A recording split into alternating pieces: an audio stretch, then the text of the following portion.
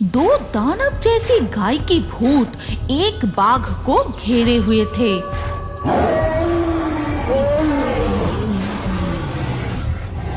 आज जैसे शिकारी खुद ही शिकार बनने वाला था। नदी के रास्ते फॉरेस्ट डिपार्टमेंट की टीम माइक पर जरूरी चेतावनी का ऐलान करते हुए जा रहा था। जो लोग जंगल और नदी में हो सब सुनो, सुंदरबन के जंगल में गाय की भूतों का आतंक फिर बढ़ गया है, इसलिए सावधान रहो। कोई जंगल में शहद इकट्ठा करने या मछली पकड़ने मत जाना। जो लोग जंगल में है अभी घर लौट जाओ। माधवी, ध्यान से सुनो। लगता है फॉरेस्ट डिपार्टमेंट के ऑफिसर कुछ चेतावनी दे रहे हैं। हाँ, तुमने सही कहा। जरा रुको, अच्छे से सुनने दो। सुंदरबन में रहने वाले सभी गांव वाले और मछुआरे के लिए घोषणा की जा रही है। जंगल में गाय की भूतों का आतंक फिर से बढ़ गया है, इसलिए जो लोग जंगल में शहद इकट्ठा करने गए हो वो तुरंत घर लौट जाओ। अभी जंगल के गहराइयों में जाना और नदी में मछली पकड़ना बंद रहेगा। ये जी सुन रहे हो, कह रहे हैं जंगल में गाय की भूतों का आतंक बढ़ गया है। अब क्या करें? चलो चलो, कुछ नहीं होगा। हम शहद इकट्ठा करके फिर घर लौट जाएंगे। डरने की कोई जरूरत नहीं। जल्दी जल्दी शहद इकट्ठा करके ही लौट आएंगे। ये कहकर कालू और माधवी फॉरेस्ट डिपार्टमेंट की चेतावनी को अनदेखा करके जंगल के और गहराइयों में प्रवेश करते हैं। माधवी, हम तो जंगल के काफी अंदर चले आए। यहाँ भी मधुमक्खी के एक भी छत्ता नहीं है। इतनी दूर जब आ ही चुके हैं, थोड़ा और आगे चलो। देखना, कुछ दूर जाते ही मधुमक्खी का छत्ता जरूर मिलेगा। कालू और माधवी जंगल के और गहराइयों में प्रवेश करते ही वो पेड़ की डाल पर एक मधुमक्खी का छत्ता देखते हैं। मैंने कहा था ना, आगे जाते ही हमें मधुमक्खी का छत्ता जरूर मिलेगा। हाँ हाँ, लेकिन ये अजीब सड़ी हुई बदबू कहाँ से आ रही है? उफ, बाप रे बाप, बहुत बदबू आ रहा है। अरे बाबा, नाक ढककर जल्दी काम पर लग जाओ। कालू पेड़ पर चढ़ने की तैयारी कर ही रहा था कि तभी वो सुनते हैं,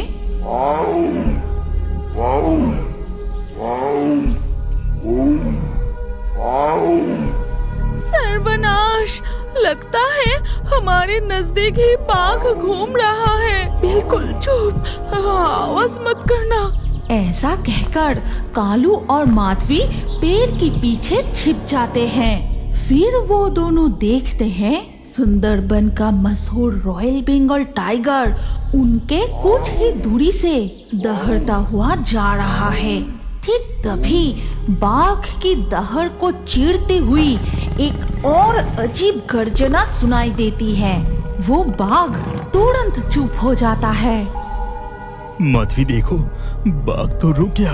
हे भगवान, क्या उसे हमारी गंध मिल गई? नहीं नहीं, उस भयानक गर्जना की आवाज सुनकर बाघ चुप हो गया। लगता है उस आवाज से ही बाघ डर गया है। फिर वही अजीब डरावनी आवाज सुनाई देता है। इस बार बाघ डर से दौड़ने लगता है। आसपास से तोता का झुंड भी डर से उड़ जाता है। ए जी सुनो ना, ज्यादा देर तक यहाँ रुकना हमारे लिए ठीक नहीं होगा। चलो घर चले। हाँ हाँ, तुम सही कह रही हो। चलो हम घर लौट जाते हैं। ये कहकर माधवी और कालू उनके घर की ओर जाने लगते हैं। लेकिन कुछ दूर जाते ही वो दोनों देखते हैं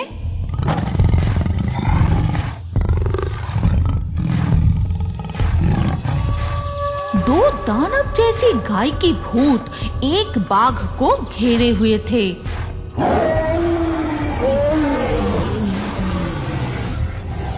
आज जैसे शिकारी खुद ही शिकार बनने वाला था। हे बंदेवी, हमारी रक्षा करो। कितनी डरावनी दृश्य है। इस संकट से हमें बचाओ। इसके बाद वो बाघ किसी तरह जान बचाकर फिर दौड़ने लगता है। दोनों गाय की भूत बाघ का पीछा करता रहा और दौड़ते हुए वो बाघ एक झाड़ियों में घुस जाता है। फिर दोनों गाय के भूत भी झाड़ियों में घुस जाते हैं।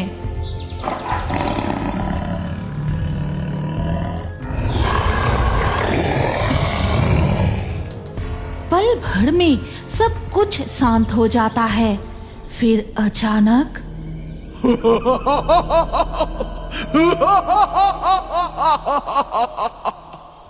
सुन रहे हो? ये किसी इंसान की हंसी की आवाज है ना? हाँ, सही कह रही हो। अजीब बात है, वो बाघ तो अभी अभी उसी झाड़ी में घुसा। अपनी आँख और कानों पर विश्वास नहीं हो रहा। जहाँ दानव जैसे गाय की भूत बाघ का शिकार करते हैं, वहाँ इंसान की हंसी की आवाज। माधवी, अभी यहाँ से भाग चलो, ये जंगल अब सुरक्षित नहीं रहा। ये कहकर कालू और माधवी किसी तरह जान बचाकर अपने घर लौटते हैं। फिर धीरे धीरे शाम हो जाती है। इसके बाद कुछ दिन और बीत जाते हैं। माधवी, आज कुछ मछलियाँ पकड़ कर लाता हूँ। अगर डर के मारे घर पर बैठे रहेंगे तो घर कैसे चलेगा? संभाल कर जाना और अपना ख्याल रखना, ठीक है? कालू जाल लेकर निकल पड़ता है। फिर नाव से नदी के रास्ते जाते वक्त उसकी मुलाकात रघु मछुआरे से होती है। क्या रे रघु, कहाँ जा रहा है? बस थोड़ा आगे की तरफ जा रहा हूँ। अरे, तुम्हें पता नहीं, जंगल की गहराइयों में फिर से गाय की भूतों का आतंक बढ़ गया है। फॉरेस्ट डिपार्टमेंट के टीम सावधान किया है। और तुम्हारे साथ वो आदमी कौन है? वो चादर ढक कर क्यों बैठे हैं? वो पर्यटक है, सुंदरबन घूमने आया है। यहाँ बहुत ठंड है ना, इसीलिए चादर ओढ़ के बैठा है। मैं चलता हूँ।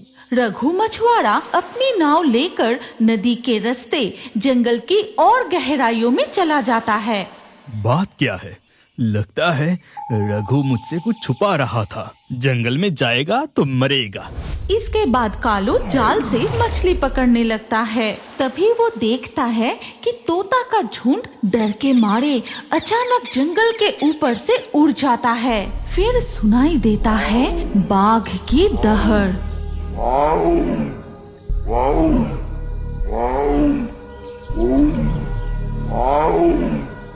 दो बाघ नदी में तैरते हुए इस पार के गांव के जंगल में घुस जाते हैं। सर्वनाश, कुछ ही दूर पर ही तो गांव है।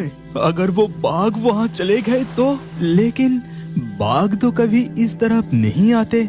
मुझे अभी जाकर फॉरेस्ट डिपार्टमेंट ऑफिसरों को बताना होगा। इसके बाद कालू अपनी नाव लेकर किनारे की तरफ जाता है। फिर दौड़ते हुए फॉरेस्ट डिपार्टमेंट के ऑफिसरों के पास जाकर वो दो बाघ के बारे में बताता है। साहब, सर्वनाश हो गया। दो बाघ नदी पार करके इस तरफ आ गए हैं। ऐसा क्या? ठीक है, हम तुरंत रेस्क्यू टीम भेजते हैं। तुम अभी घर लौट जाओ। कालू वहाँ से घर की तरफ चला जाता है। कुछ ही देर में फॉरेस्ट डिपार्टमेंट के अफसर दोनों बाघों को रेस्क्यू करके सुरक्षित ले आते हैं। सर, लगता है ये दो बाघ किसी चीज से बहुत डर गई है, इसीलिए डर के मारे जंगल के गहराइयों से निकलकर इस तरफ आ गए हैं। सर, एक और बुरी खबर है। हमारी सर्च टीम ने बताया है पिछले एक हफ्ते में 5 बाघ गायब हैं। तो मेरा शक ही सही था।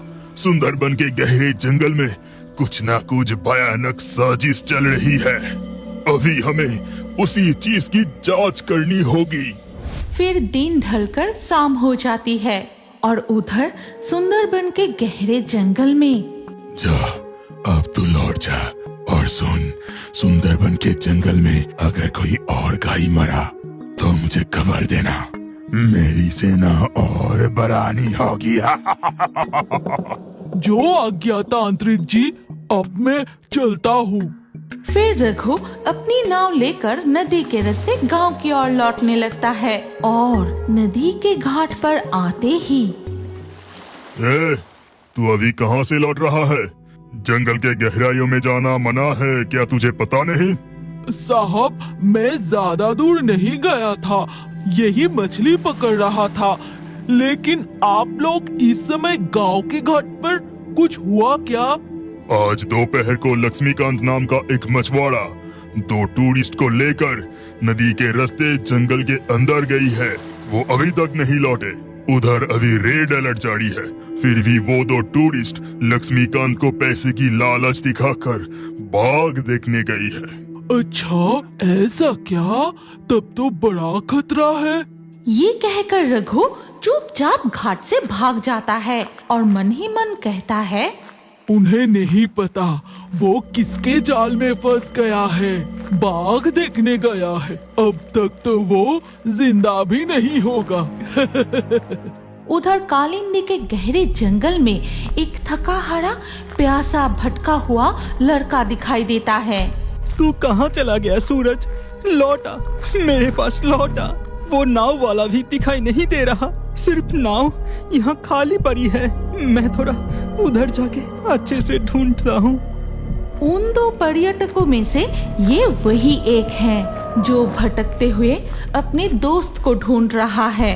फिर थोड़ा आगे बढ़ते ही वो एक डरावनी दृश्य देखता है। ये क्या? इतनी गहरी जंगल में तांत्रिक, और उसके पास पिंजरे में बाघ क्यों बंदी है? जागो, जागो मेरे सैनिक दल, जागो। तभी नीली रोशनी जैसी किरण चमकते ही दानव जैसी गाय की भूत प्रकट होते हैं।